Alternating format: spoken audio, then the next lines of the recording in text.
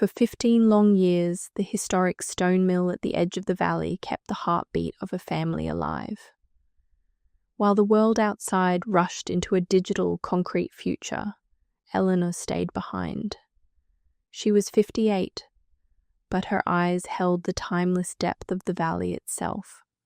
Her hair, once a rich chestnut, had prematurely turned into a beautiful silver, bleached not just by age, but by the relentless white dust of the heavy millstones she turned by hand every single day.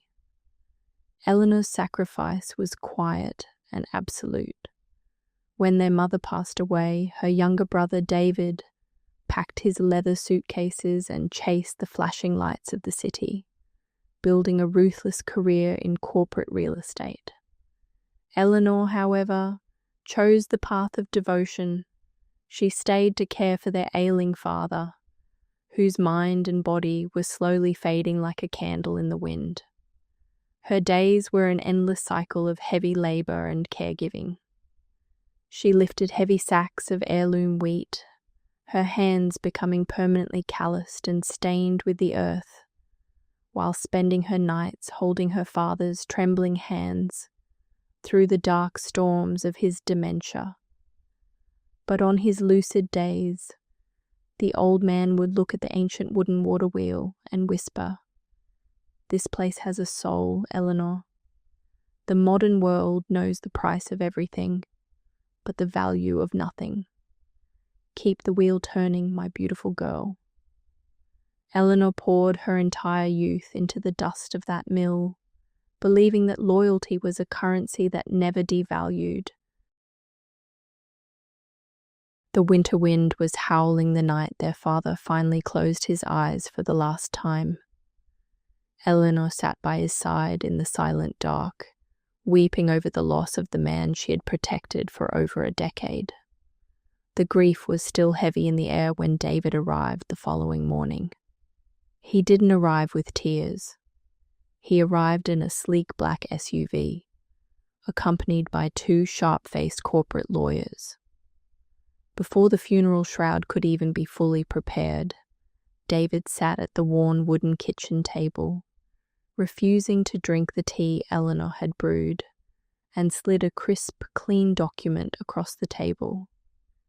It was a newly amended will, signed just 3 weeks prior to their father's death, a period when the old man could barely recognize his own daughter.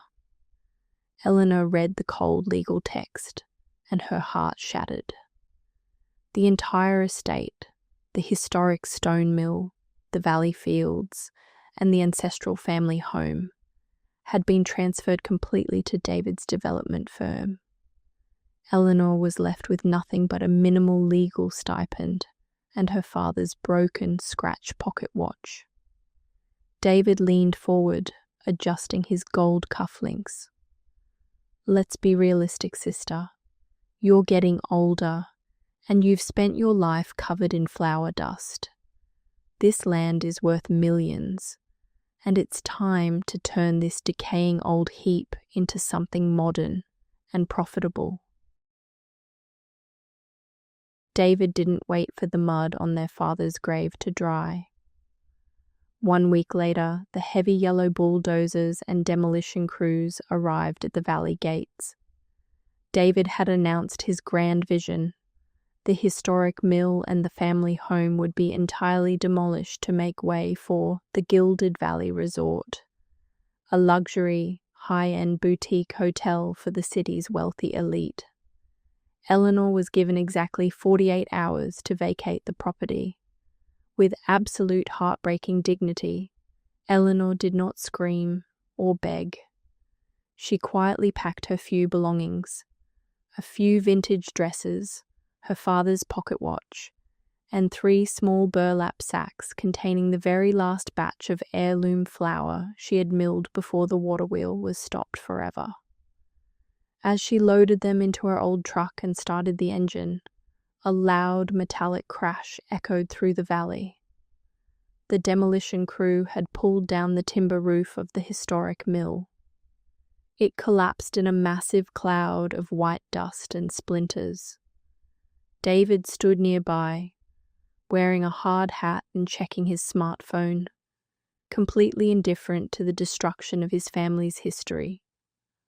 Eleanor stopped her truck for a brief second, watched the dust of her 30 years of labor rise into the grey autumn sky through her rearview mirror, and drove away into the fog. 6 months flew by, and the transformation of the valley was complete. Where the historic stone mill once stood, there was now a sprawling, sterile structure of glass, chrome, and polished grey concrete. The rivers had been rerouted into artificial ponds, and the old trees had been replaced by manicured lawns. It was the night of the grand opening gala for the Gilded Valley Resort. The driveway was choked with luxury sports cars, and hundreds of high society elites, corporate executives, and influential critics filled the grand ballroom, drinking expensive champagne. David was at the center of the room, basking in the adoration of his wealthy peers. He took the stage, holding a microphone with a smug smile. "Welcome to the future of luxury," David proclaimed, gesturing to the glass walls. "We took a decaying, useless piece of old farmland and turned it into an oasis of sophistication. We erased the dust of the past to build an empire for the future." The crowd applauded loudly, but the atmosphere felt strangely cold. The resort was beautiful, but it possessed no warmth, no echo of a story. It was a gilded shell built entirely on betrayal. As the gala moved into the dining hall for the highly anticipated multi-course dinner, a crisis began to unfold. David had paid a premium to contract the city's most exclusive luxury bakery chain to create a signature, artisanal heritage bread for the elite guests. However, as the silver trays were brought out, whispers of disappointment filled the room. The food critics tasted the bread and frowned. It looked perfect on the outside, flawless and golden, but on the inside it was dry, tasteless, and completely hollow. Tasted like mass production and chemicals. The guests left the bread untouched on their porcelain plates. David panicked, sweating beneath his expensive suit, realizing his multi-million-dollar opening was stumbling on the most basic element of hospitality. Then, the heavy glass doors of the dining hall slowly swung open. Eleanor Vance walked into the room. She didn't wear diamonds or silk. She wore a simple, beautifully pressed vintage navy blue dress, her silver hair braided like a crown. Her calloused hands were bare, but she carried herself with a quiet, majestic poise that made every wealthy person in the room look cheap. In her arms, she held a rustic, hand-woven wicker basket, covered with a clean white linen cloth. David's face turned pale. "Eleanor, who let you in?" he whispered furiously, gesturing for security. But an elderly, distinguished gentleman at the head table stood up. It was Lord Alistair, the president of the International Culinary and Heritage Academy, the most respected and feared food critic in Europe. "Wait," Lord Alistair commanded, his sharp eyes fixed on Eleanor's basket. "Let her speak." Eleanor walked calmly to the center of the room, ignoring her brother's trembling fury. She pulled back the linen cloth, revealing a single rustic loaf of dark, thick heritage bread. The aroma hit the ballroom instantly, a rich, deep scent of sun-warmed earth and roasted grains that instantly evoked powerful memories of childhood, warmth, and home. Lord Alistair stepped forward, took a slice with reverent hands, and took a bite. He closed his eyes, visibly moved. "This is not just food," Lord Alistair whispered, his voice trembling through the silent hall. "This is history. It has depth. It has a soul. Where did you get the flower for this, madam?" Eleanor looked directly at David, her voice echoing off the cold glass walls with absolute clarity. "This bread was baked using the very last batch of heirloom flour from the historic stone mill that my brother demolished 6 months ago." She turned her gaze back to the wealthy crowd. "My brother believes that you can erase the past with concrete. He believes that money can buy heritage, but a building cannot lie, and neither can a loaf of bread.